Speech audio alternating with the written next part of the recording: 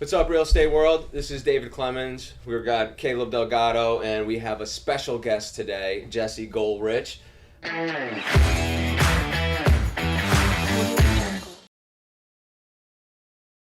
Entrepreneur, real estate guru, a little bit of Forex trading in there, and does a little bit of everything. So we're really excited to have him on. He's a longtime friend of ours and also an investor with DKC Lending, so we appreciate everything you do for us.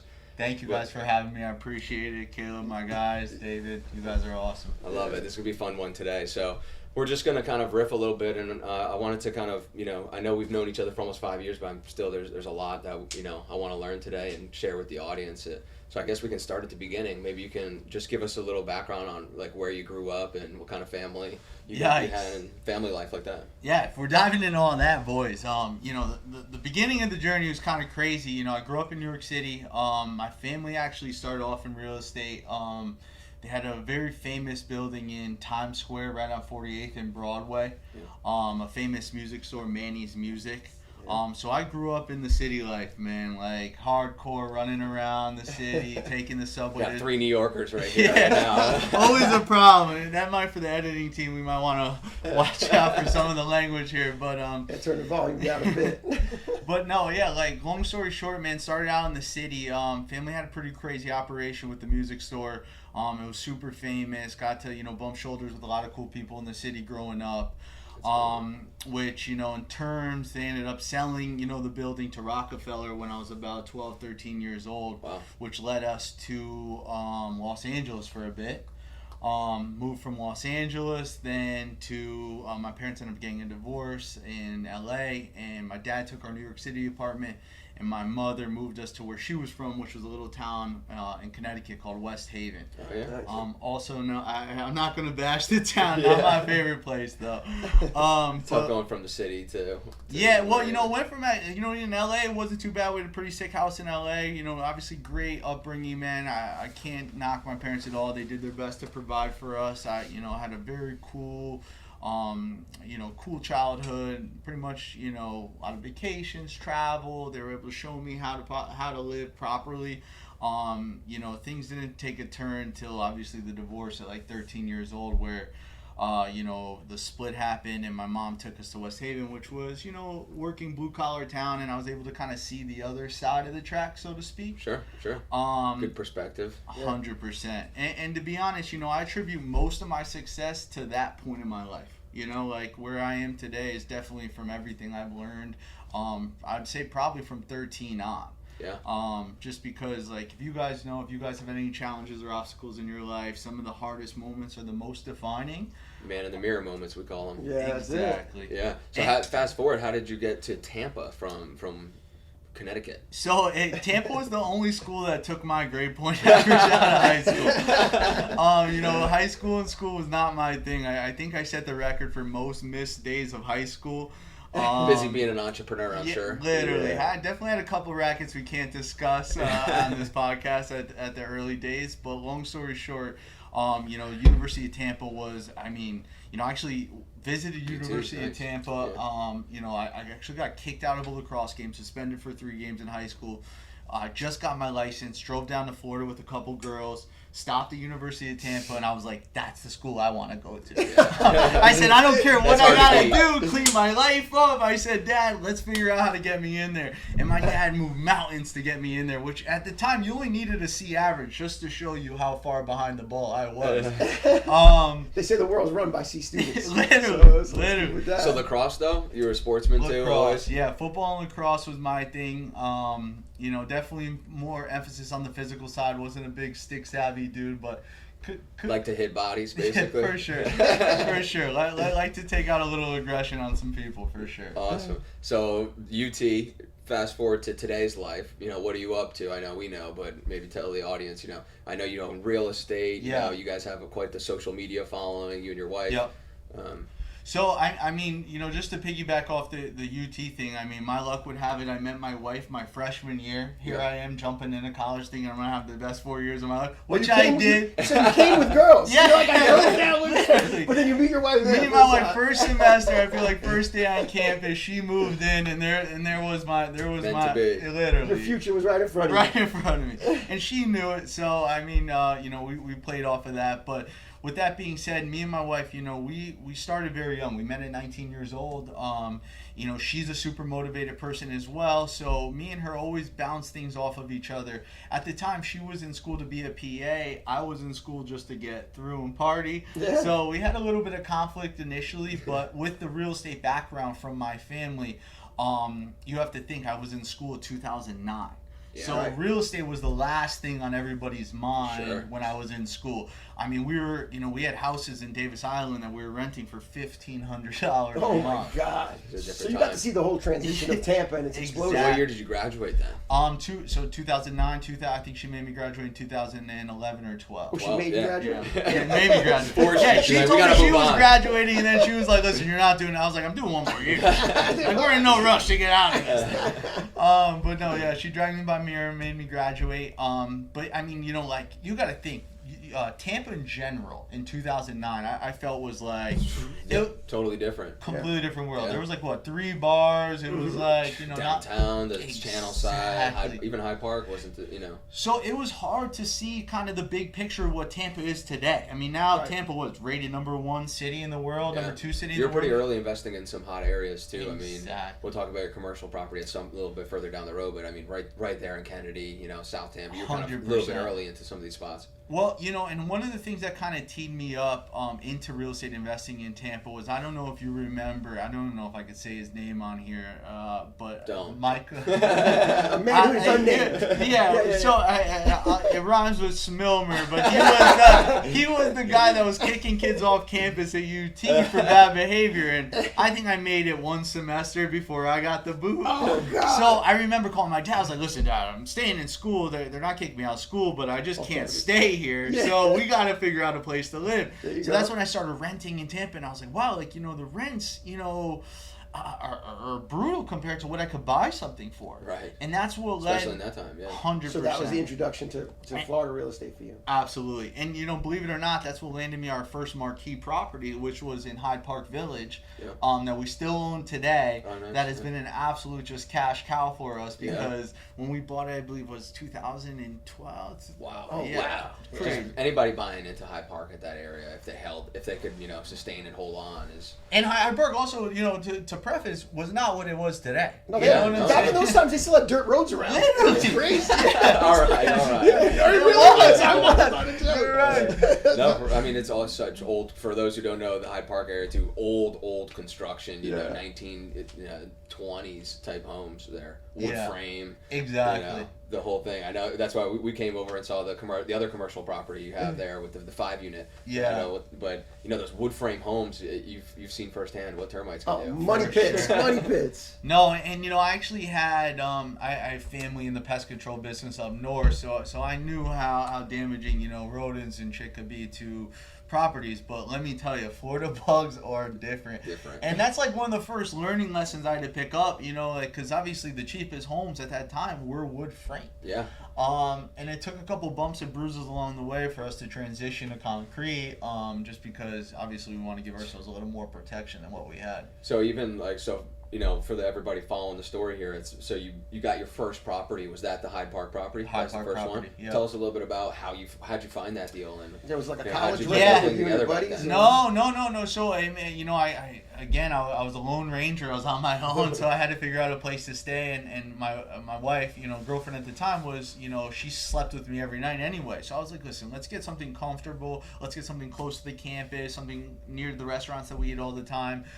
So with that being said, I found this developer out of Miami that he had just developed this place that had Chinese drywall modification. Oh, those were Going around big that. Yes. winners right there. So if you got he some was of the those. first one in the building that remodded his unit. Obviously brought it to studs, swapped everything out, Yep. and him and his wife just wanted to obviously get back to Miami because they had lost their ass on that deal. Yep. So I was like, listen, I got a little bit of cash in my pocket, as Caleb would say, some shoebox money. That's right. That's Uh, right. I was and- more of an addict, man. Yeah, Not that I have money in my attic. Please don't come to my house. people are Googling Move Caleb's out of address. I know Caleb's myself, move my address. money. But no, so we were able to work out a nice sweetheart deal, and bada bing, bada boom, we were owners, and that was like the first like light bulb moment, where I was like, man, like owning's way sicker than renting. But then I knew like I wanted to live here just because of the location, so I was like thinking about like running the numbers, like what could I get for rent if we were to move out, and I was like, man, I just need to buy more. Yeah. And obviously at that time, cash wasn't as abundant as it was now. Right. So I had to take it a little bit slower. Also, we weren't where we were at right now. Yeah, So, yeah, of course. I mean, obviously, if I had a crystal ball, things would have been different, but I didn't. So we just had to play the game within our means, which led to kind of a slow increase of a nice chunk, nice real estate portfolio. Yeah. As of today. Slow and steady, man. The turtle wins the race, right? Is what they say. Exactly. So it's good to say that you were self-taught. Yeah. Now, who were you basically learning that from? From your father or your mother, or was it an uncle, or where did it really come from? Man, the family dynamic's tough. I mean, I'm a competitive little guy, so Well, you said I sports. mean, yeah, And I know like- your brother was almost a pro. He played in college big. No, my brother is the golden child for sure. My sister's electric as well. She's a lawyer in New York City. My brother obviously had an unbelievable college career. Went to the league for a little bit. And long story short, my thing was always money. I was always the money guy since a young guy, so I always took the pressure of the family, and especially like when you're dealing with a divorce and you're dealing with like a lot of unsureties, like what my sister and brother were gonna do financially. I wanted to be able to help any way I could. So you're the support system for the family. For sure. So I kind of competed with my family in that sense. I always felt like what they had to offer wasn't enough, and I wanted to be the guy. More. Yeah, I wanted to be the guy to change the game for at least my unit, my sister and brother. And that was kind of always my motivation going into everything I did up to this point. And then obviously now you sprinkle in the wife with the baby. It's motivation's at an all-time high today. Yeah, man. Yeah, so you have a 1-year-old son around? Yeah, turning 2 in July. Turning 2 in July. That kid's got it set up now. No, I see your Instagram posts. He's all over the place. Yeah, man. So tell us a little bit about the social media side, because we'll kind of deep dive into the real estate. I want to talk about the 5-unit and some of your private lending ventures too. Yeah. But just so the group knows, tell us a little bit about how you just grew your social media following and what that looks like. And Yeah, what that life is like. social media was forced upon me. I had no choice. The wife was really into it. We used to bicker back and forth because, I was the guy from New York. I didn't want my vacations on the gram. I didn't want my travels on the gram. I was We're told to be quiet. Quiet, exactly, man. That's how I grew up. Listen, I need less eyes on me right now, darling, okay? I don't need more people looking at what I got going on. But she actually was into the Instagram early, and we had a fight about it. She says I held her back a little bit because I used to tell her not to post and blah, blah, blah. But long story short, she blew up on social media and turned it into a super lucrative business. And now, obviously, she kicks my ass a bit. So I have to bow down and give her her good graces. But that's what turned me on to social media, because I was like, listen, I'm not going to take pictures of my food every day, but I will show a little bit of the lifestyle, and I will show the comedic side to our lifestyle and how you can obviously be a successful entrepreneur and still be a normal human being. Have a little fun along the way. We know you're got to be one of the most fun guys to hang out with. So I appreciate it. It is that. fun to see that side of you because you're doing so much. You're doing real estate. You got your lifestyle, but it's it's cool to see that you guys are like just a regular family too. And I think like that's the stigma I always had the biggest vendetta against. Like our whole life growing up, it was like you had to be a stiff to make money. You had to be a militant individual. You had no bullshit kind of attitude. Well, you've been a rule breaker majority of your life. For sure. It's a cultural shift in a way. I mean, the entrepreneur wasn't even cool back then, and now there's this whole entrepreneur wave, and you can do it in a t-shirt versus the suit, which we kind of embrace that culture around here too. Well, and again, it's you almost have to be a rebel in today's society to break the norms and get out of the rat race, right? Like, Sure. and you know, initially, like, people thought I was crazy for acting the way I acted and talking the way I talked.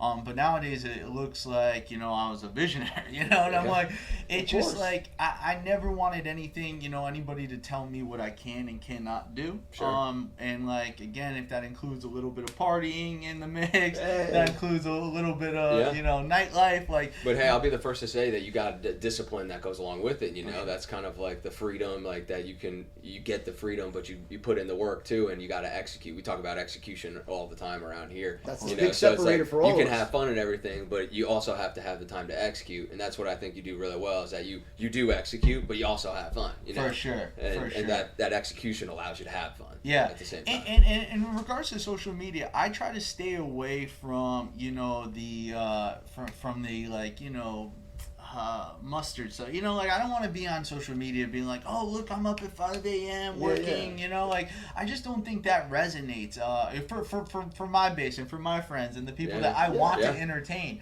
I want to focus more on, like, the fun stuff and, like, how you can do both. And that's you were never the braggadocious type. Yeah, literally. And I just, like, I think nowadays when people see what's possible, it's easier to like, say, like, oh, I'm an online coach and I've helped millions of people and I've done this much in sales. I'm like, every time I see someone with that shit in their bio, I'm like, that's whack. Like, dude, you want me to list my fucking resume on here? Like, I'm like, I could do it all day, but I don't.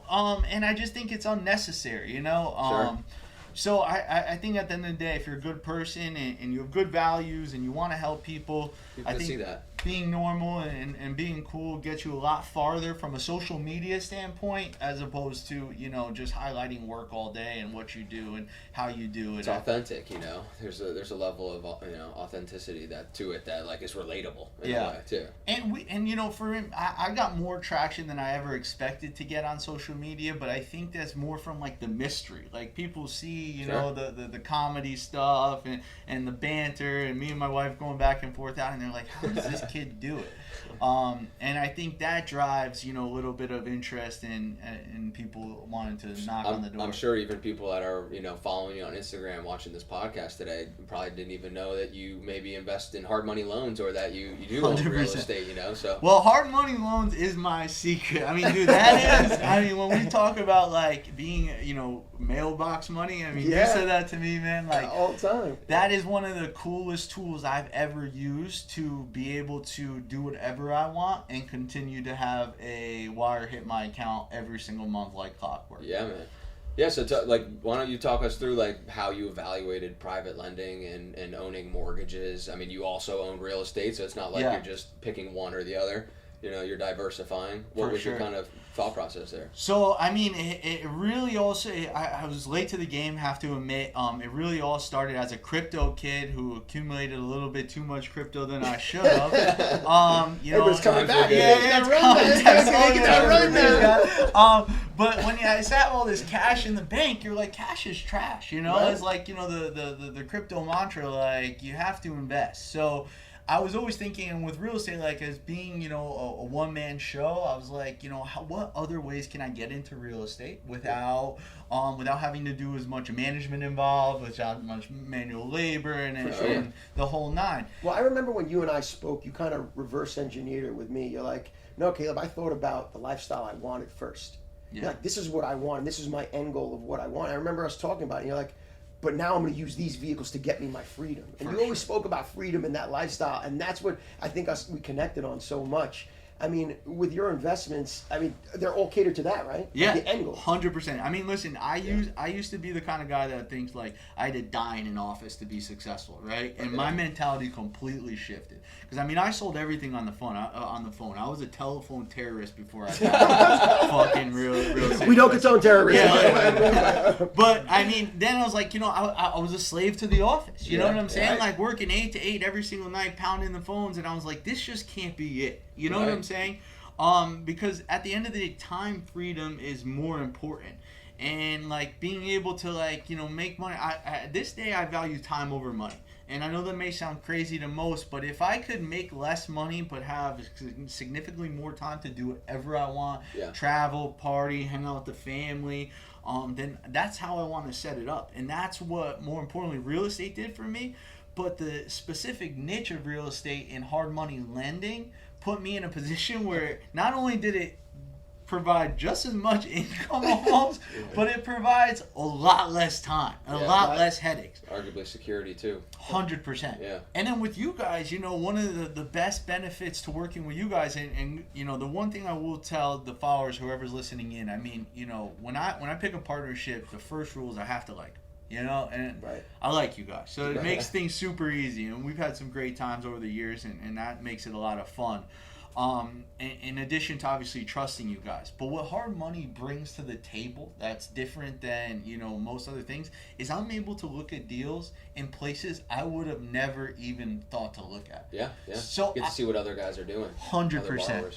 And I get an idea for areas. So now if I get a multifamily deal sent my way and I've already done 2 hard money deals in that same zip code, I'm like, this is a safe bet or this is got trash. a good reference point. Yeah. Exactly. Yeah. Well, it was funny. I vividly remember this when you first started investing with us. I was in Tulum hanging out, and I'm like, I got this loan, and Dave's like, we got this deal, we got to get that. I'm like, let me just call Jesse. I called Jesse. I'm like, yo, Jesse, I got this deal for you. Like, and he was trying to talk, like, I'm in Dubai. I'm like, what? I'm like, all right. I'm like, well, I need some money, and I got to get this deal. And he's like, email it to me. And within 30 minutes, you're like, I'll take the deal. And then Dave's like packaging it up. I was gonna say the execution of an entrepreneur is something that, like, as we were talking about all the different ventures you've been in, it's like you've not been afraid to step into new ventures and learn, and it's kind of like we talk about it's about action. You know what I mean? We can talk about things and I want to do this, want to do that, but you do it even though it seems like you might not exactly know. Like, you bought your first property,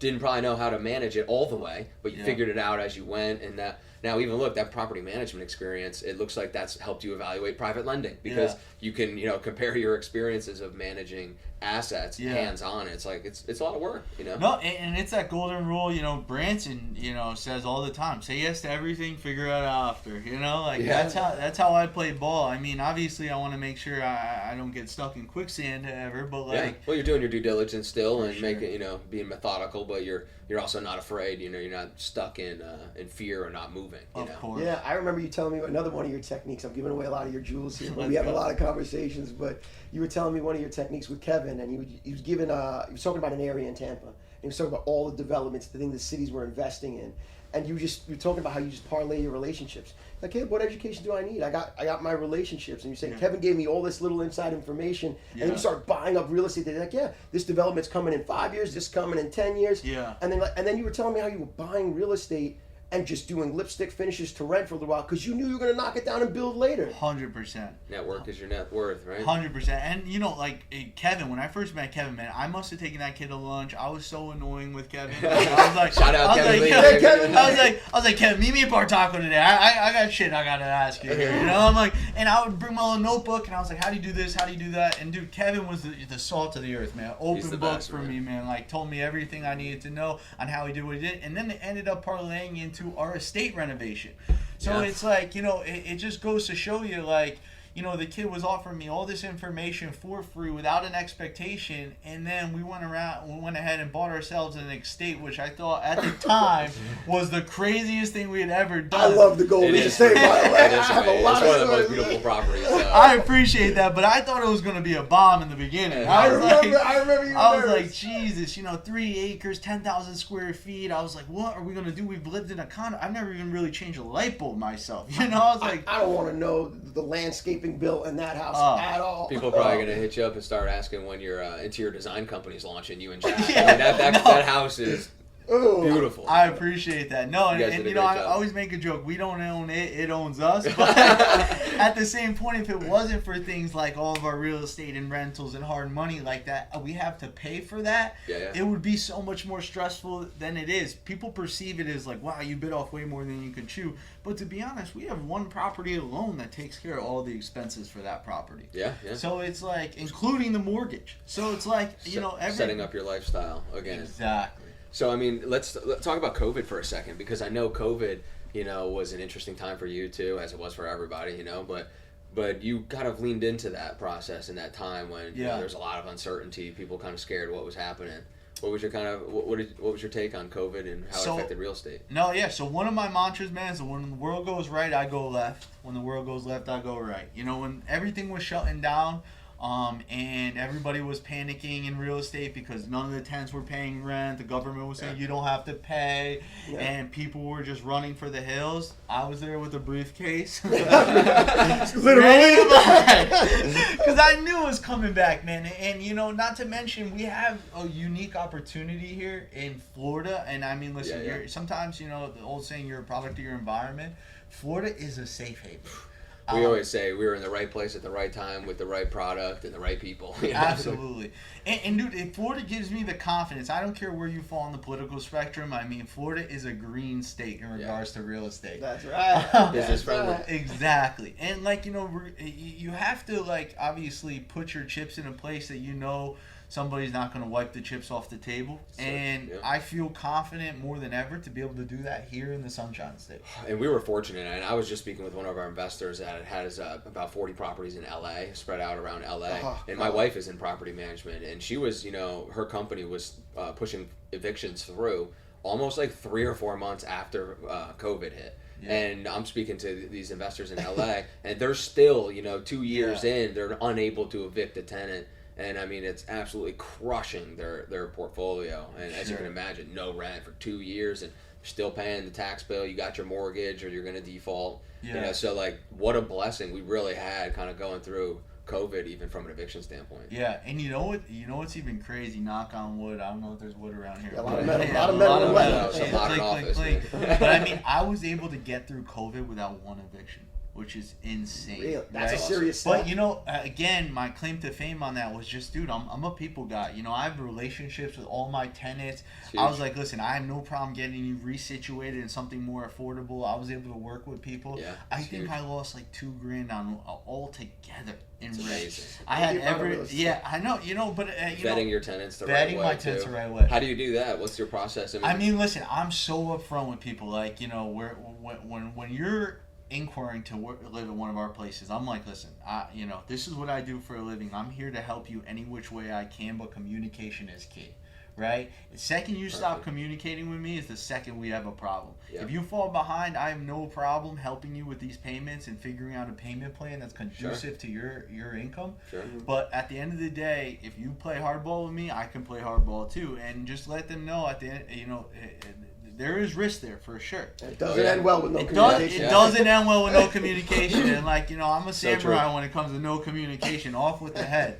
Well, you got to follow, you know, contracts at the end of the day. Once, especially when there's no. We do the same thing with interest payments and rent payments. You know, it's like we understand life happens to people. You know, and people are affected. But if they're communicating, able to work through, you know, nobody wants to take somebody's house from them. Nobody wants to take their mortgage, and you know, so. But when people stop communicating, they kind of, you know, for sure, you don't have a choice. You got to lean into the contracts at that point. Absolutely. And you know, my portfolio is a little bit different than most because I specialize so much on like location and like being in that Hyde Park area and Tampa area. You have a caliber. So I know, you know, listen, I was young and dumb once before. I've overextended myself before. I think we all have. If you're not taking risk, you're not overextended at some point. And I know tenants tend to do the same thing. They want to live in the cool spot. They want to live close to all the good restaurants. So I get it. But I know when the music stops and you can't pay anymore, we need to get you out quick and into something more affordable. And I'm the guy to help you do that because I have another tenant ready to roll. Yeah. You know. So you have a wide range of class of properties now. Absolutely. And like I said, the location of where everything is makes it easy for me. Yeah, you know, like I like on the 5 unit you keep referencing, and I've never had a full month of vacancy. Which is crazy. Prime time location. Prime time. Yeah. I mean, selecting the right investments kind of goes along with your lifestyle. You know that if you're picking higher turnover areas, probably going to take more management to do so. So, again, back to making good decisions on like what works for your life. Absolutely. So to kind of parlay that into, you know, we can kind of finish up with talking a little bit more about lifestyle. You know, I know we're all Their on, favorite like, thing in the world to all do. three of us here are basically on like a little health binge here. You know? Yeah, I mean, my man over here, Caleb, lost like 40 pounds in the No, last let's not like. get crazy. I wasn't that. It was like 35. Caleb's Right? looking great. Yeah, he lost like Caleb's 35 yeah, pounds, yeah. man, in like 3 months. So. You know, I'm not going to name my age here, but most of you know. But as you get older, you start really thinking about health, and as you have kids and family. Yeah. You know, I remember when I was younger, I was like, man, I don't care if I live forever, but I'm going to live hard and I'm going to live the way I want to. Yeah. But then I get a little older and you get responsibility, you have businesses, you have family. You're like, wait, what was I even talking about?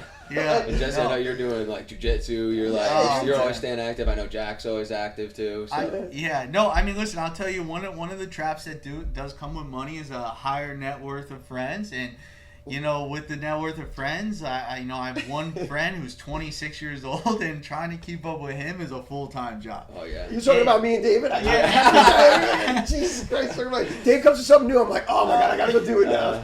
It's insane. I mean, like, you know, that's the, you know, health obviously is on my mind more now than ever, just because I've been dealing with some issues. But like I said, it's when you have all this time and you have a little bit of money in your pocket. Well, you don't have the time. You created the time for sure. Yeah. For sure. And that's you know the one thing you have. Life's all about balance. Everything in mediocrity. I mean, that's like, you know, the golden rule. Sure. You know, I'm 33 years old. It took me a long time to learn that. I say I'm still working on that. But you know the lifestyle stuff is insane, because when you know you hop on, when you go to the club, right? And you're you know you don't have to be up in the morning. Of course. And you know you can do whatever you want the right. next day. Then that club, It's crazy. you leave when it closes. You know, you leave when you're forced to leave. Yeah. And then not to mention, you know, you're able to incorporate all the toys. You got the cool cars. You know, the watercraft. The vacations. The vacations. I don't know, I'm still not a fan of your jet skiing in that lake. Man. Not in Florida, dude. You're like rolling the dice every time back there. Yeah, the gator situation's rough, for sure. I mean, it's sketchy, but few drinks in, you seem to not care as much. They're more of like. I mean, they don't have gator repellent at this point yet? No, they don't. You have to like call a trapper, but I don't want a gator death on my conscience. You know, I already feel bad because we got gator walls in the man cave. I'm like, I'm like, how many of these things did I have to go for this thing to happen? So I'm trying to save them where I can here, folks. Yeah, we're PETA friendly, right? Yeah, I mean, I'm, you know, at this day and age, man, like, I don't know. I definitely don't want any bodies on my resume, you know, and that includes animals as well. I'm an animal guy. I got dogs. I got the whole thing. So, you know, I'm team life. What do they call that? You're very open, huh? You Yeah. accept everybody. And all sorts of life forms. I mean, I think with my age, I became more of a spiritual person. So I try not to, you know, hire the hit on my neighborly crocodiles. Yeah. Well, how did fatherhood change you? That's what I we have that conversation all the time about family and just strictly fatherhood. Yeah. You know, what's a day in the life with you and your son, and how do you start your day? Do you have certain rules with your son? Because you know, all of us guys, we all want that son. Or that child in general, just a healthy baby. Yeah. But what do you invest in him? What are you thinking about? How do you feel about his education and his overall growth as a child and love? For sure. No, dude, fatherhood changed me. I mean, that's the best way to put it, is like it changed my life, my perspective. You know, pre-fatherhood definitely was a lot more selfish, you know, than I am now. You know, there's nothing like a relationship with the father and son. I mean, the kid literally, the second he wakes up in the crib tomorrow, he's screaming dada. Like, you know, I'm pumped in the morning to wake up to like go get that guy so we could start our little routine. And me and him have a cool little routine. We go on the jet skis in the morning, and we go get his mom coffee, and then we you know, make breakfast. And like, the guy is a sponge, and you know, he's turning 2, so it's like It picks so much up. Exactly. Every month, like, he gets so much smarter, so much more aware. And it brings me so much more motivation, because it's like, man, like, you know, what type of example am I going to show this guy? You know, like, at the end of the purpose, day. you know? Exactly. And, you know, don't get me wrong, like, you know, like I said, I had some hard times in my life that I think credited my success. So I definitely don't want the kid growing up too bougie and have everything too la la. I mean, like, I didn't grow up with a full gate, you know. This is my money, not yours. Actually, David and I were doing a little bit more estate planning, and David's been taking a lead on a lot of it, but we talk about not leaving all of our money to our kids, being able to let them understand how life really works. You have to work for everything that you get, and it's not just a gift to be some spoiled brat running around in the world like, oh, I'm rich spending my parents' money. Like, Yeah. I love how Shaq says it. He goes, "I'm rich, not you." You know, he's like, "I'll put For you to sure. work." You know, you got to learn the value of a dollar. No. At the same time. It's absolutely so true, and you know I want to do everything I can. I mean that's where you know me and the wife bicker sometimes. It's about the education stuff because I'm a public school guy. Oh, yeah. Public We we're school. all public we all school. were, but- Public So, school, but New it's a York, different baby. scene Let's than it do was it. back Well, you know, Yeah. we have a pre-K for him, and they're like, oh, it's $9,000 a semester for the pre-K. I'm like, are you kidding me? I was like, to do macaroni art for $9K? I was like, come on, darling, we're not doing $9K for pre-K. She was like, Juilliard? it's about the connections. I was like, the connections? He Look, I said got pre-K.